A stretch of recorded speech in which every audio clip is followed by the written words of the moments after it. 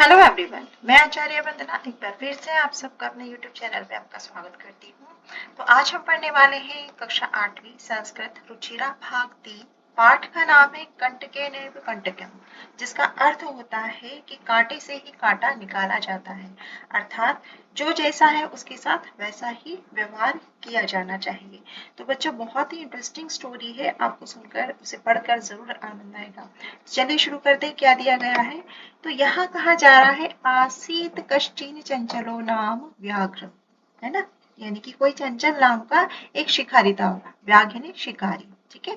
तो आसीत कंचित चंचलो नाम व्याघ्र, हाँ, यानी कि कोई एक चंचल नाम का शिकारी था।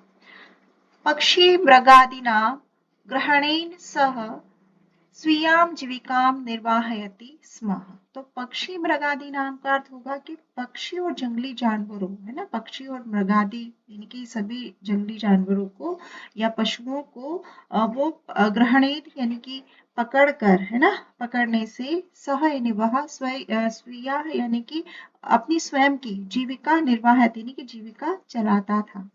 एकदा सह वने जालम विस्तीर्य गृहम आगतवान। तो एक बार वह जंगल में जाल फैलाकर लौट आया। वो क्या करता था, रोज जो है जंगल में जाल फैला के घर आ जाता था और कोई ना कोई रात भर में या दिन भर में जो भी पशु पक्षी उसमें फंस जाता था, जब दूसरे दिन जाता था तो जो भी जीव उसमें फंसा रहता था उसको वो निकाल के और बाजार में बेचकर अपनी जीविका चलाता था। ये उसका रोज का काम था। तो यहाँ कहा जा रहा है एकदा सह वने जालम विस्तीर्य गृहम आगतवान। तो एक बार वह जाल फैलाकर अपने घर आ जाता है।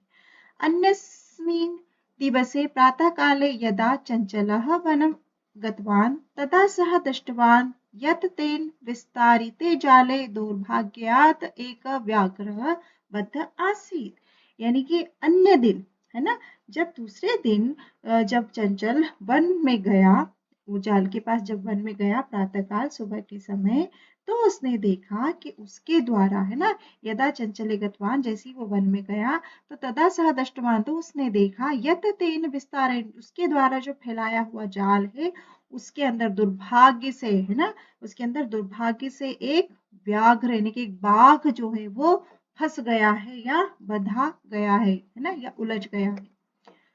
सोचिन्त्यत् व्याघ्र मा खादिष्यति अतएव पलायनम करणीयम। उसने सोचा, है ना, सोचिन्त्यत इनकी उसने सोचा बाघ मुझे खा जाएगा, है ना, भाई एक शेर उसमें बंधा हुआ है, तो उसने सोचा बाघ माँ खादिष्यति, वह मुझे खा जाएगा, इसलिए अतएव यानी इसलिए पलायनम करणीयम, इसलिए यहाँ से भाग जाना चाहिए। बाघः निवेदयत् भूमानव, बाघ ने उससे निवेदन किया, हे मानव, है ना, अब जो बंधा हुआ बाघ है उससे निवेदन कर रहा है, भू मानव यानी हे मानव, कल्याणम भवतु ते, तुम्हारा कल्याण हो। क्या कह रहा है बाघ वहां पर? हे मानव, तुम्हारा कल्याण हो। यदि तुम मां मोचयिष्यसि तर्हि अहम त्वाम न हनिष्यामि। तो जो बाघ है वह कह रहा है कि यदि तुम मुझे छोड़ दोगे, यानी कि मुझे इस जाल से निकाल दोगे, इस जाल से मुक्त कर दोगे, यदि तुम मुझे छोड़ दोगे तो मैं तुम्हें नहीं मारूंगा। क्या कह रहा है वो उससे कि यदि तुम मुझे छोड़ दोगे तो मैं तुम्हें कोई भी हानि नहीं पहुंचाऊंगा या मैं तुम्हें नहीं मारूंगा।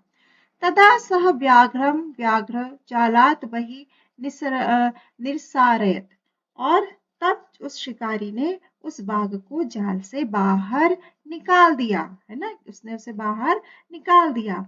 व्याघ्र क्लांत आसीत, तो बाघ जो है बहुत ही थका हुआ था। क्या है इसका अर्थ? व्याघ्र क्लांत आसीत यानी बाघ जो है वो बहुत थका हुआ था।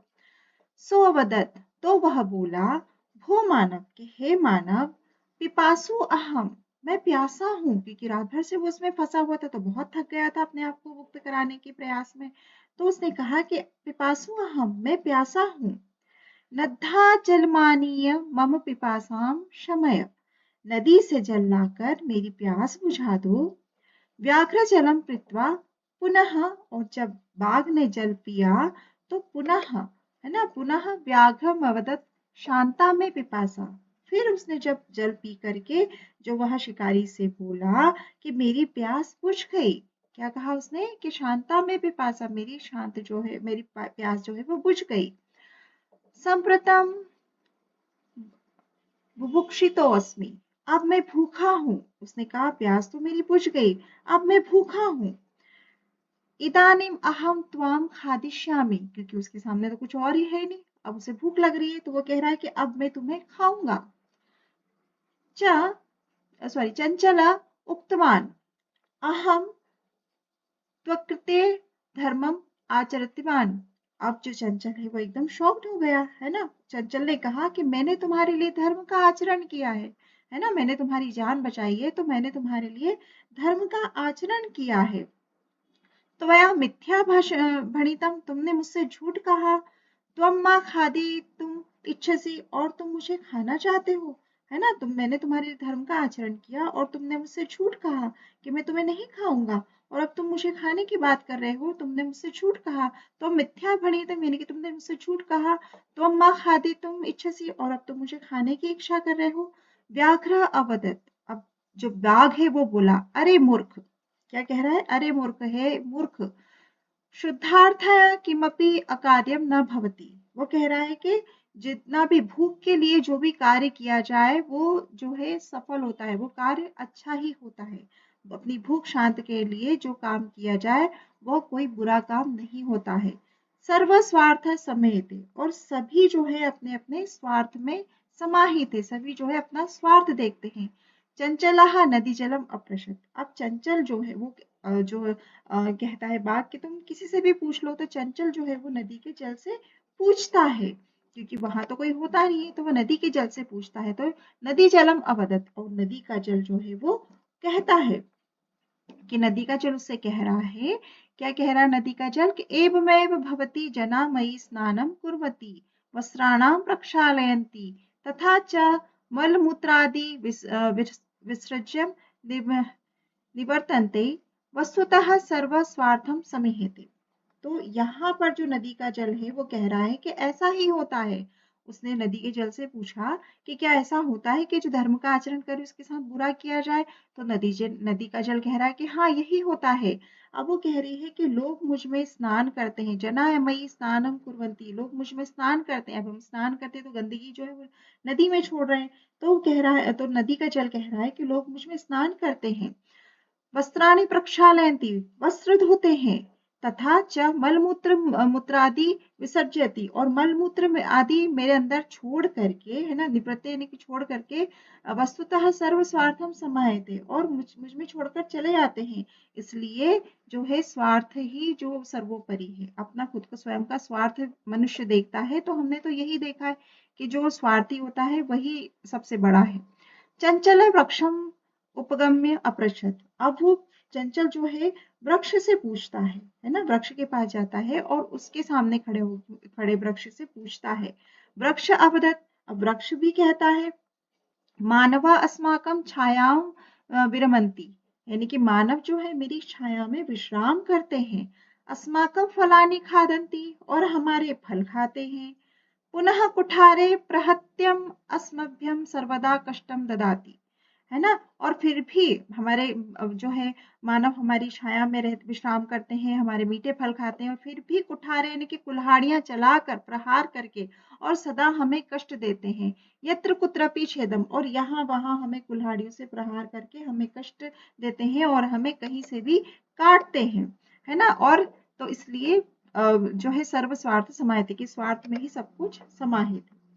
अब यहाँ पर समीपे एक लोमशिका बदरी गुलमाना पृष्ठे नीले न एता वार्ता श्रोति स्म। अब यहाँ कहा जा रहा है कि समीपे यानी पास में ही, एका यानी एक, लोमशिका यानी जो लोमड़ी है वो, बदरी गुलमाना यानी कि जो बेर की जो झाड़ियां होती है उसके पीछे से, पृष्ठ यानी पीछे से, वह ये सब सारी बातें सुन रही होती है। सा सहसा च चल्मपत्यस्तम कथयति, और वह एकदम से सामने आती है और पास आकर के कहती है कि किम वार्ता, कि क्या बात है ना। मम मम अपि विज्ञापित, मुझे भी बताओ क्या बात है। सह अवदत, वह कहता है, कौन कहता है, चंचल। अहम मात्र स्वः, मात्र स्व यानी मौसी, है ना, मौसी को कहेंगे मात्र स्वः। तो अह मात्र स्वामी के, ओहो अरे मौसी, अवसरे त्वसमागतवती, है ना, कि तुम सही मौके पर आई हो, अवसरे यानी कि सही मौके पर तुम आई हो। मया अस्य व्याघ्रस्य प्राण रक्षिता, मैंने इस बाघ की के प्राण बचाए हैं। परंतु एषः ममेव खादति इच्छसि, लेकिन ये मुझे ही खाना चाहता है। तदंतर सह लोमशिकाए निखिला कथा निवेदित, इसके बाद उसने लोमड़ी को सारी कथा सुनाई कि कैसे उसने जाल फैलाया, कैसे उसने निवेदन किया और फिर उसने उसे जाल से मुक्त किया और किस तरह से नदी ने क्या कहा, वृक्ष ने क्या कहा। लोमशिका चा चलम अकथयत, और लोमड़ी जो है उसने चंचल से कहा कि ठीक है ना, उसने कहा बाढ़म यानी कि ठीक है, तुम जालम प्रसारयत, तुम जाल फैलाओ। पुनः सा व्याघ्रम अवदत, फिर उसने जो बाघ है उससे कहा, क्या कहा उसने, केन प्रकारेण त्वम एतस्मिन् जाले बद्ध इति अहम प्रत्यक्षम द्रष्टुमिच्छामि। वो कहती है ब्याग से कि तुम किस तरह इस जाल में बंधे, ये मैं प्रत्यक्ष रूप से देखना चाहती हूँ, है ना, कि तुम इतने बड़े बाघ हो और तुम इस जाल में कैसे फंसे, ये सब मैं प्रत्यक्ष रूप से देखना चाहती हूँ। व्याघ्र तद वृत्तांत प्रदर्शयतु तस्मिन् जाले प्रविशति, और बाघ चूंकि भूखा था तो उसे उसका दिमाग चल नहीं रहा था और उसने जैसा लोमड़ी ने कहा उसने वैसा ही किया। बाघ वह घटना दिखाने के लिए उस जाल में फिर से वह घुस गया, प्रवेश कर, यानी कि उस जाल में वो फिर से घुस गया। लोमशिका पुनः अकथयत, लोमड़ी ने फिर कहा, संप्रति पुनः पुनः कुर्दन कृत्वा दर्शय, उसने कहा अब बार बार तुम कूद कर दिखाओ कि किस तरह से तुम रात भर कूद रहे थे और बार बार उलझ रहे थे। तो उसने यही कहा कि अब तुम उसे बार बार पुनः पुनः यानी बार बार कुर्दना यानी कि कूद करके दिखाओ मुझे। सह तथैव समाचरत, और उसने वैसा ही किया, है ना, व्याघ्र ने, जो बाघ है उसने वैसा ही किया, वैसा ही आचरण किया है। अनारतम कुर्दनेन सह शांतः अभवत, और बार बार कूदने से वह थक गया, तो वह थककर असहाय हो गया। जाले बद्ध सह व्याघ्रः क्लान्तः सन् निस्सहाय भूत्वा तत्र अपतत् प्राणभिक्षामिव च अयाचत। अब वो जब थक गया बहुत ज्यादा, वह गिर पड़ा तो वह प्राणों की फिर से भीख मांगने लगा, है ना, वह जब थक गया और थक के निसहाय होकर के, बहुत थक करके निसहाय होकर के, और वो वापस से जब गिर गया तो वह प्राणों की भीख मांगने लगा। वो कहने लगा कि अब तुमने ये सब चीज देख लिया, अब मुझे जाल से बाहर निकालो। लोमशिका व्याघ्रम अवदत, और लोमड़ी और जो लोमड़ी ने बाघ से कहा, है ना, लोमशिका व्याघ्रम अवदत, कि लोमड़ी ने फिर बाघ से कहा, सत्यम त्वया भणितम सर्वम स्वार्थम समीहते।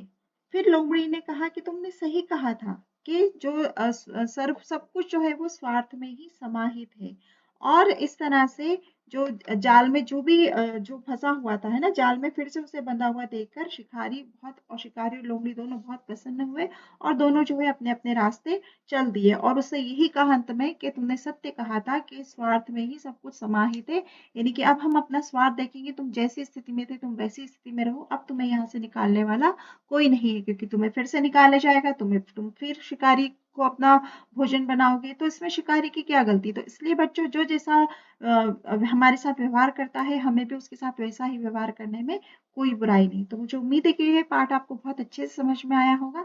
थैंक यू सो मच बच्चों।